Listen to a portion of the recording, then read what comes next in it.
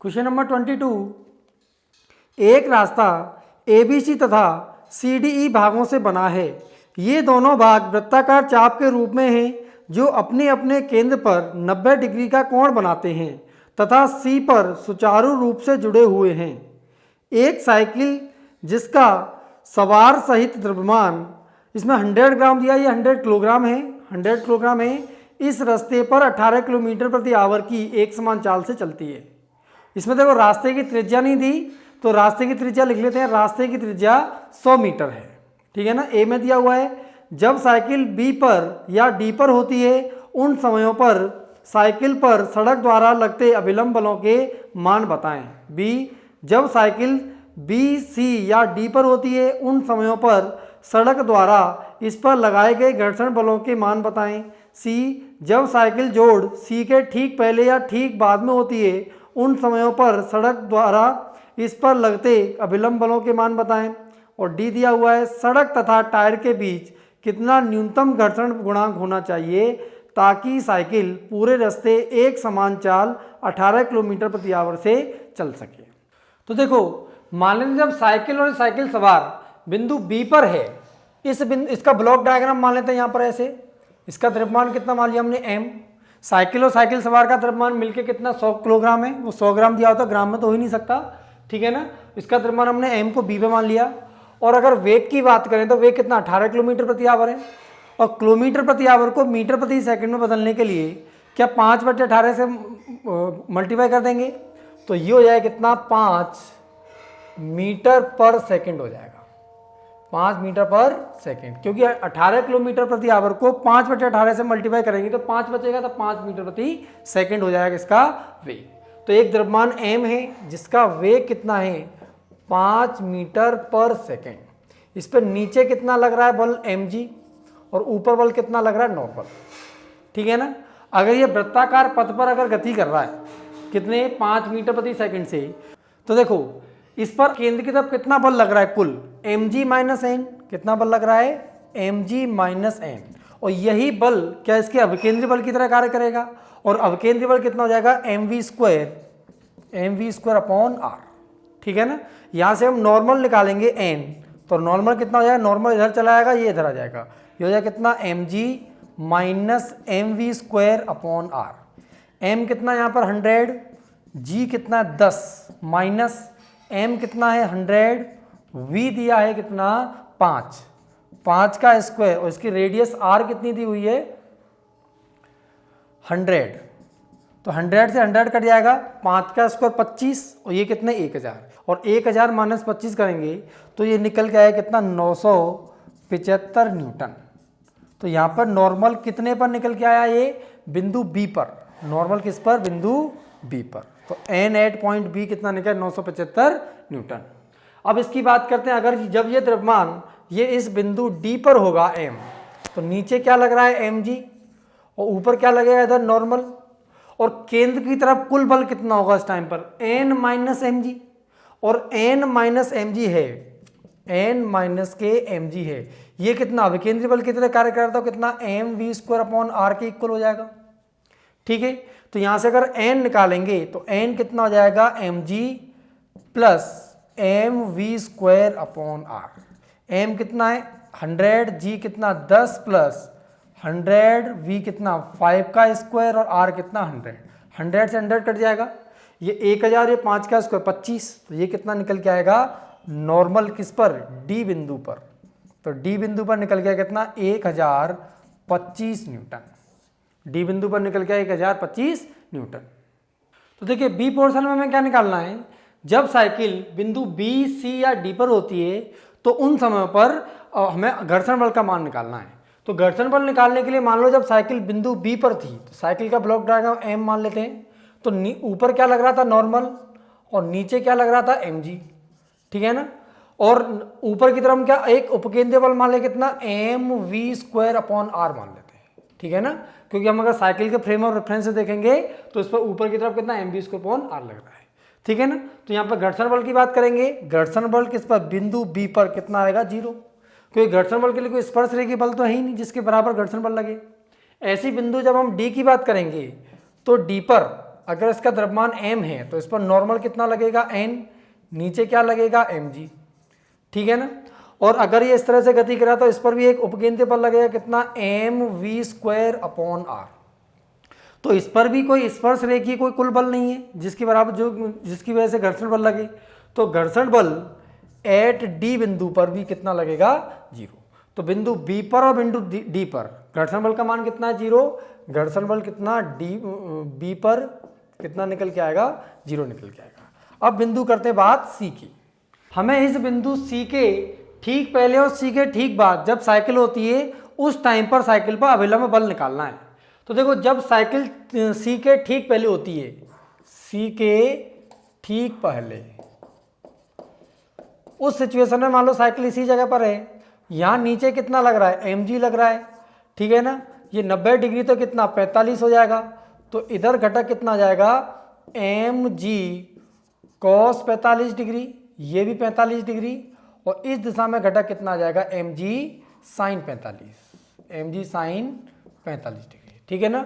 Normal किधर लगेगा, इस दिशा में लगेगा। और सी बिंदु के ठीक पहले देखेंगे तो कर्वेचर हमारा इस तरह का है, ठीक है ना। ए बी सी वाला कर्वेचर है, ए बी सी वाला कर्वेचर है, तो इस पर केंद्र की तरफ अभिकेंद्रीय बल इधर लगेगा। तो केंद्र की तरफ कुल बल कितना है, mg cos 45 माइनस n। ध्यान से सुनो, बिंदु सी से ठीक पहले की बात करें तो कर्वेचर हमारा ए बी सी वाला है, और ए बी सी वाला कर्वेचर है, तो केंद्र की तरफ अभिलंब बल इधर लगेगा। तो इधर अभिलंब बल कितना हो जाएगा mv²/r, कितना mv²/r, ये हो जाएगा कितना mg cos 45 डिग्री माइनस के कितना नॉर्मल।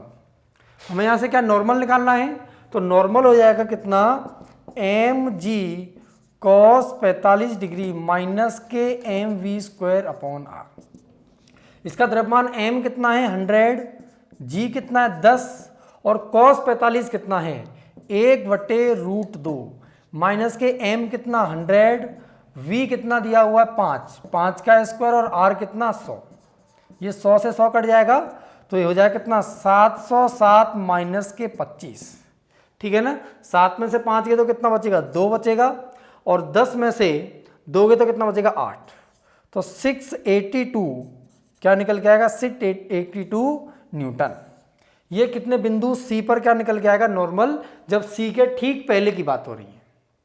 तो देखो यही सिचुएशन अगर बिंदु सी के ठीक बाद की होगी तो हमारा कर्वेचर सी डी ई होगा, ये कर्वेचर होगा। तो अभिलंब वो अभिकेंद्र बल कितना इस दिशा में लगेगा, तो इस दिशा में कुल बल कितना है mv²/r। ये अभिकेंद्रीय बल लगा किस केंद्र की तरफ, और केंद्र की तरफ सी के ठीक बाद देखेंगे तो n माइनस mg cos 45 हो जाएगा। तो यह कितना n minus mg cos 45 degree. यहाँ से नॉर्मल निकालेंगे तो ये हो जाएगा mv²/r plus mg cos 45 degree. m कितना दिया है 100, v कितना 5 का स्क्वायर बटे 100, प्लस m का मान कितना है 100, g कितना 10 cos 45 1/√2। 100 से 100 कट जाएगा, 5 का स्क्वायर कितना हो गया 25, प्लस ये हो जाएगा कितना 707, ठीक है ना। तो ये हो जाएगा 732 न्यूटन। ये नॉर्मल सी पर निकल के आया कब, जब सी के ठीक बाद की बात हो रही है। तो देखो डी पार्ट में हमें ये बोला गया है कि इस पूरे पथ में ये साइकिल वाला कितना 18 किलोमीटर प्रति आवर की चाल से चलता रहे, तो इसमें हमसे न्यूनतम घर्षण गुणांक का मान पूछा है। हम यहाँ से इस पथ में अगर घर्षण की बात करें तो बिंदु बी पर घर्षण का मान कितना था 0 था, बिंदु डी पर घर्षण का मान 0 था, ये बिंदु कितना सी है, तो बी पर 0 था और डी पर भी 0 था, तो और सी पर कुछ घर्षण बल निकल के आया था, तो बी से लेके सी पर घर्षण का मान बढ़ता जाएगा और सी से डी पर फिर घर्षण का मान कम होता जाएगा। तो यहाँ से बी से बढ़ेगा घर्षण का मान, सी तक बढ़ेगा, सी के बाद फिर घटने लग जाएगा। अधिकतम घर्षण कहाँ पर लग रहा है, बिंदु सी पर। इस बिंदु पर यहाँ पर घर्षण बल हमने जब निकाला था, ये नीचे हमने क्या mg क्या था, mg का इधर घटक कितना था mg sin 45 डिग्री, ये क्या था, इतना ही हमें क्या लगा था घर्षण बल निकला था। ये अधिकतम घर्षण था, इस पूरे पथ में सबसे ज्यादा घर्षण बल इसी बिंदु पर लग रहा है। तो कम से इतना घर्षण बल तो चाहिए ही चाहिए, इससे कम अगर घर्षण बल होगा तब तो बिंदु सी पर स्लिपिंग हो जाएगी, ठीक है ना। तो कम से कम हमें म्यू का मान इतना तो चाहिए ही कि हम mg sin 45 के बराबर घर्षण बल लगा पाए। ठीक है ना। यहां पर देखेंगे तो यहां पर देखो कितना लग रहा, ये mg का इधर घटक कितना हो जाएगा, mg cos 45 था और यहां पे कितना था, नॉर्मल। ठीक है ना। अब बिंदु C की अगर बात करें, एग्जैक्ट बिंदु C की, तो बिंदु C पर कर्वेचर चेंज हो रहा है। तो ये बिंदु C पर अगर वक्रता त्रिज्या की बात करें, न तो वक्रता त्रिज्या इस दिशा में, न वक्रता त्रिज्या इस दिशा में, C से ठीक पहले इधर दिशा में है और C के ठीक बाद उधर दिशा में है। बिंदु C पर वक्रता त्रिज्या कितनी है ही नहीं मतलब। तो देखो बिंदु C पर जो घर्षण बल निकला था, तो घर्षण बल कितना बिंदु C पर निकला था, mg sin 45 डिग्री। ठीक है। तो mg sin 45 का मान निकला था, तो फ्रिक्शन बिंदु C पर निकल के आया था कितना, ये निकल के आया था 707 न्यूटन। तो देखो C के ठीक पहले जब हमने नॉर्मल निकाला था तो कितना निकल के आया था, 682 न्यूटन। तो C के ठीक पहले यहां से नॉर्मल निकालें किसी बिंदु C पर तो कितना निकल के आएगा, 682 न्यूटन। और C के ठीक बाद में जब हमने निकाला था नॉर्मल तो कितना निकल के आया था, 732 न्यूटन। ये निकल के आया था। यहां से अगर हम म्यू निकालें तो म्यू कितना आ जाएगा, Fc/n, और n क्या, n 8.c पर होगा। अब देखो हमें घर्षण गुणांक म्यू का न्यूनतम मान निकालना है, तो न्यूनतम मान निकालने के लिए एनसी का मान क्या होना चाहिए, ज़्यादा से ज़्यादा होना चाहिए। तो हमें ये 732 रखेंगे, लेकिन हमारा आंसर नहीं आएगा। उसका कारण क्या है कि हमें घर्षण बल 707 न्यूटन चाहिए अधिकतम। इतना तो घर्षण बल हमें चाहिए। इससे कम अगर घर्षण बल होगा तो स्लिपिंग हो जाएगी। और ये घर्षण बल रखने के लिए हमारे पास दो नॉर्मल आ रहे हैं, तो इस पर भी स्लिपिंग नहीं होनी चाहिए और इस पर भी स्लिपिंग नहीं होनी चाहिए। अगर सी के ठीक पहले स्लिपिंग नहीं हो रही है तो सी के बाद स्लिपिंग भी नहीं होगी। तो हम घर्षण मिनिमम निकालने के लिए एनसी का मान कितना लगेंगे, 682 न्यूटन। तो यहाँ पे रख देंगे हम कितना, 707/682। तो ये निकल गया 1.03। तो घर्षण गुणांक म्यू का मान आ जाएगा 1.03। इसकी कोई मात्रक होता नहीं तो क्या मात्रकहीन राशि है।